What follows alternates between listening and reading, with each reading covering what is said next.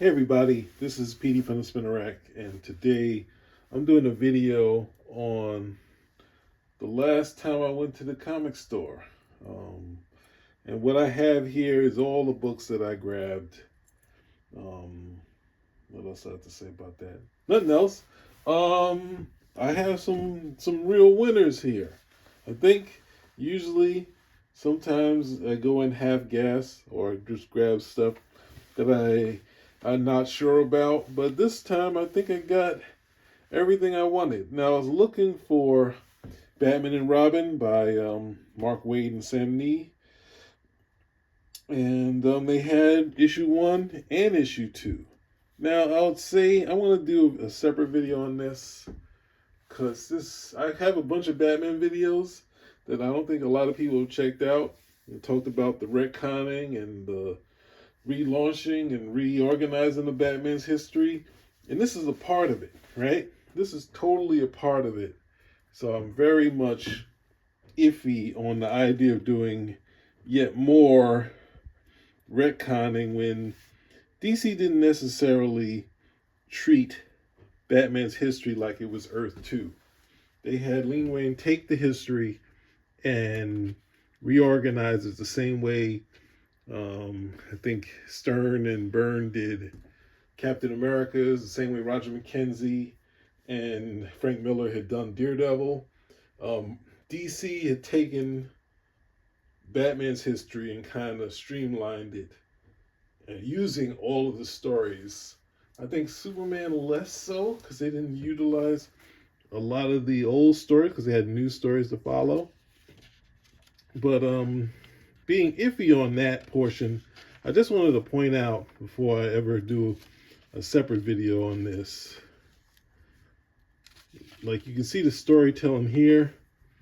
When I got to here, I was just like, all right, there's not much I can do in my complaints. Like, look at the work here. So some of the things to take away from the that they in the golden age they didn't deal with child services and all that other stuff. But artwork wise, and get that all in out of here. Stop messing up this story. The art that Sam Nee has done and this collaboration of these two collaborators have been very fruitful.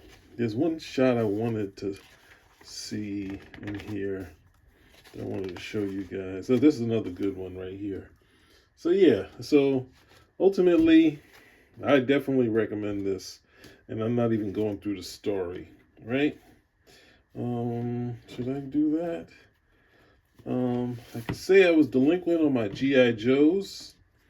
Um, Mooneyham was not on the last 2 issues. A great artist, Paul, I think it's Pelletier. I think he was covering. He did like 3 issues, but Chris Mooneyham is back, and this battle between Serpentor Khan and the Cobra, what's left over of them, is a big, huge battle where the GI Joes. I think there's a shot where they got Scarlet in there, but it's really an all-out Cobra battle. So this one is a.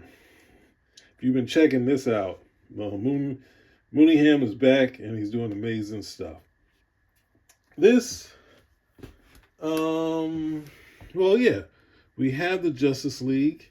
We have we have them set up doing, like, if you've ever seen the Super Friends, doing these, saving the world, doing all this stuff.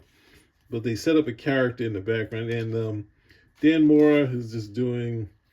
I mean, I'm new to him, but he's doing some great stuff. He's also on Superman, and they introduce this side character that's going to lead to this big thing in the storyline. So, but at the same time, there's also not getting into that yet. That's what they do, subplot. But you do have a Hush insert where we got Jim Lee back doing work. And we'll see how long it lasts, because I believe Hush was the longest thing he did. I think it's 13 issues. It didn't work out to be monthly. I think there was some delays, but ultimately, it's a well-remembered story, right? Absolute Wonder Woman 2, as good, if not better than the last one. Steve Trevor shows up, and like if he showed up in the original on Paradise Island, here, guess where he shows up? In hell. And if anyone gets woken up by Wonder Woman, but finds out they're in hell, it's not always that great. Then we have another series by Joshua Williamson, who's doing the regular G.I. Joe title. They started with Duke. They had a Destro, Scarlet, and the Larry Hama series. But now we have another series, and it looks like G.I. Joe is doing very well for the Skybound for Image. So it's good to see this title getting so much. Maybe the expansion's a little too big for a G.I. Joe thing, but the way of doing comics, if the market is there for it, flood it until, and this is what you have to do with any success, right?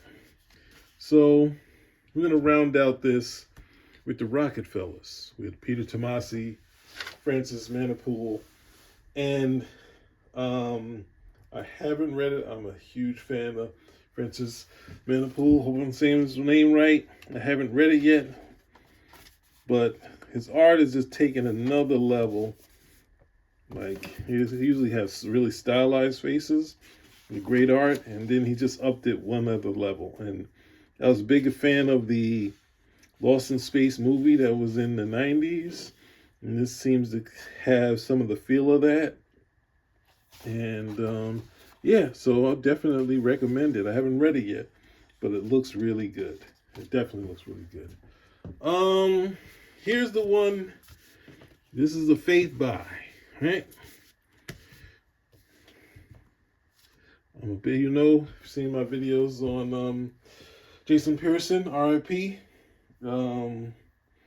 We have Hack Slash and Body Bags in a storyline. I think the first time we've seen Clownface and Panda written by somebody else. So I think it's Image, and is it 12 gauge?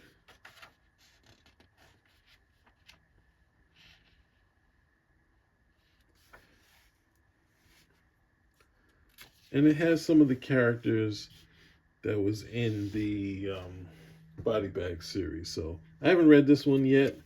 I'm hoping for good things. But yeah, this is a nice shot here. So, and I think they've gone back to Mac being a little handsomer than he was. He kind of made him into a little more gruffer looking, but they're back, right? And hopefully within the next year I'll have the artist edition. And then we have Batman, the Long Halloween, the Last Halloween, right? Double up the names. Now this one has been done by multiple artists. This one's by Mark Chiarello. Now I think he did a Batman one shot, which is really nice to look at. I might have it somewhere around here. He's a great colorist and a great artist to go along with it. So really stylized stuff. So we haven't seen him yet do many monthly type of things, but it's good to have him on one issue, right? Yeah, so really cool. And this is what I have so far. If y'all are out there and you want me to go through it, but I know I'm probably going to go through this Batman and Robin because it's just a gorgeous book and it's very nice to look at. All right, Spinner Rack out.